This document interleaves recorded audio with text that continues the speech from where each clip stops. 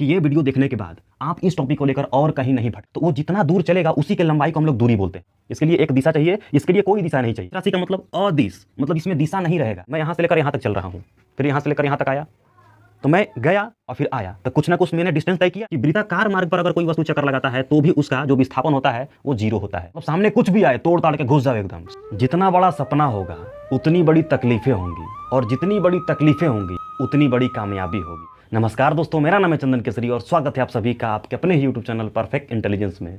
दोस्तों, आज के इस वीडियो में हम लोग दूरी तथा विस्थापन में अंतर को पढ़ने वाले हैं। ये बहुत इंपॉर्टेंट टॉपिक है दोस्तों। क्लास 9th और 10th के एग्जाम में हर बार ये प्रश्न पूछता रहता है कि दूरी तथा विस्थापन में अंतर बताइए, और 4 नंबर आपको मिलते हैं अगर सही सही आप लिखते हैं तो। आज मैं दूरी तथा विस्थापन में अंतर को एकदम क्लियर कर दूंगा, और मैं आपको गारंटी देता हूं कि ये वीडियो देखने के बाद आप इस टॉपिक को लेकर और कहीं नहीं भटकेंगे। बस आपको करना इतना है कि आपको वीडियो को शुरू से लेकर लास्ट तक देखना है। तो चलिए देर न करते हुए आज के इस वीडियो को शुरू करते हैं। देखिए, दूरी तथा विस्थापन में अंतर। दूरी को इंग्लिश में हम लोग बोलते हैं डिस्टेंस, और विस्थापन को बोलते हैं डिस्प्लेसमेंट। दूरी का पहला पॉइंट, गतिमान वस्तु द्वारा तय किए गए लंबाई को दूरी कहते हैं। गतिमान वस्तु द्वारा तय किए गए लंबाई को दूरी कहते हैं। यानी कोई भी वस्तु है जो गति कर रही है, जो मोशन कर रही है, ठीक ना, तो वो जितना दूर चलेगा उसी के लंबाई को हम लोग दूरी बोलते हैं। विस्थापन का पहला पॉइंट देखिएगा, किसी निश्चित दिशा में गतिमान वस्तु द्वारा तय किए गए लंबाई को विस्थापन कहते हैं। देखिए, इसमें और इसमें ज़्यादा का अंतर नहीं है, बस यहाँ आपका अंतर है कि निश्चित दिशा। इसके लिए एक निश्चित दिशा चाहिए, इसके लिए एक दिशा चाहिए, इसके लिए कोई दिशा नहीं चाहिए, ठीक है ना। तो किसी निश्चित दिशा में गतिमान वस्तु द्वारा तय किए गए लंबाई को विस्थापन कहते हैं। विस्थापन का मतलब होता है दोस्तों शॉर्टकट। विस्थापन का मतलब होता है शॉर्टकट। विस्थापन हमेशा दोस्तों सीधा रहता है, विस्थापन हमेशा सीधा रहेगा, टेढ़ा नहीं हो सकता है। दूसरा पॉइंट देखिएगा, यह एक अदिश राशि है। यह एक अदिश राशि है। अदिश राशि का मतलब अदिश, मतलब इसमें दिशा नहीं रहेगा, जिसमें दिशा की कोई आवश्यकता नहीं होती है, ठीक ना। इसमें केवल परिमाण की आवश्यकता होती है बस। अदिश राशि का मतलब जिसमें दिशा की आवश्यकता नहीं रहेगी, केवल परिमाण की आवश्यकता रहेगी।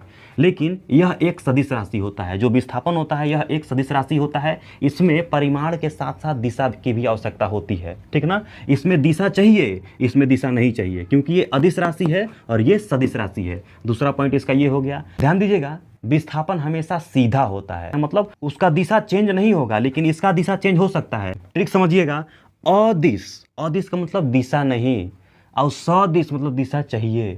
तो इसमें दिशा चाहिए और इसमें दिशा नहीं चाहिए, क्योंकि ये अदिश राशि होती है और ये सदिश राशि होती है। इसमें परिमाण के साथ साथ दिशा की आवश्यकता होगी, इसमें केवल परिमाण की आवश्यकता होगी, दिशा की नहीं। इसका तीसरा पॉइंट समझिएगा, यह सदैव धनात्मक होता है। दूरी हमेशा क्या होता है, धनात्मक होता है।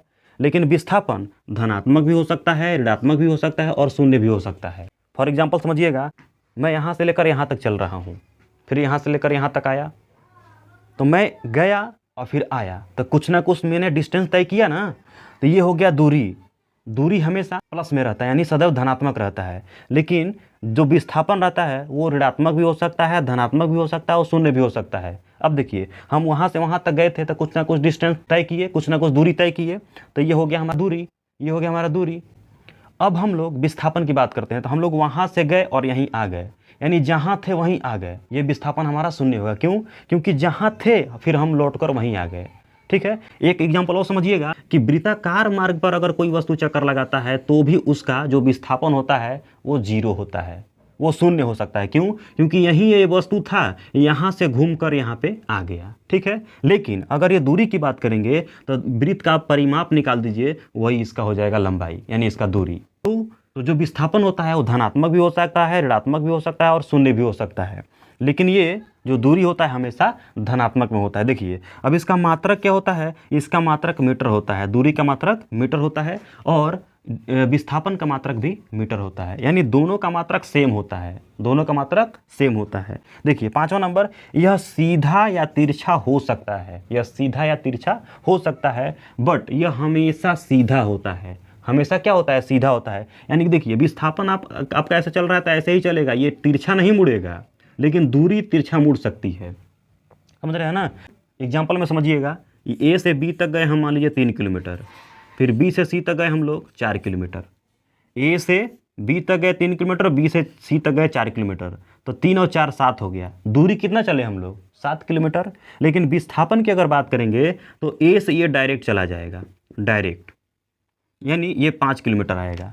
इसको आप पढ़े होंगे, कर्ण का स्क्वायर इक्वल टू लंब का स्क्वायर प्लस में आधार का स्क्वायर, तो ये 5 हो जाएगा। यानी कि जो विस्थापन है देखिए वो सीधा गया है, यह तिरछा मुड़ा नहीं मुड़ा। ये शॉर्टकट आप रास्ता सुने होंगे, शॉर्टकट। जैसे मान लीजिए कोई लॉन्ग रास्ता है तो उसको हम लोग शॉर्ट बना देते हैं, शॉर्टकट रास्ता खोज लेते हैं। तो विस्थापन का मतलब होता है शॉर्टकट, मतलब सामने कुछ भी आए तोड़ ताड़ के घुस जाओ एकदम, शॉर्टकट रास्ता, इसका मतलब होता है विस्थापन। विस्थापन कभी भी तिरछा नहीं हो सकता है, हमेशा सीधा गति करता है वो, ठीक है। ठीक है, तो ये 5वां पॉइंट, ये हमेशा सीधा गति करता है और ये तिरछा और सीधा हो सकता है ना। और एक और पॉइंट, इंपॉर्टेंट पॉइंट है, दूरी विस्थापन से या तो बड़ा होता है या बराबर होता है, छोटा कभी नहीं होगा। जो दूरी होता है वो विस्थापन से हमेशा बड़ा होता है या तो बराबर होता है, छोटा कभी नहीं हो सकता, ध्यान दीजिएगा। तो ये था हमारा दूरी और विस्थापन में अंतर। उम्मीद करता हूँ कि ये वीडियो आपको अच्छा लगा होगा। वीडियो अच्छा लगे तो वीडियो को लाइक शेयर कीजिएगा और चैनल पर नए होंगे तो सब्सक्राइब कर दीजिएगा। चलिए मिलते हैं अगले वीडियो में एक नए टॉपिक के साथ, तब तक के लिए जय हिंद, जय भारत।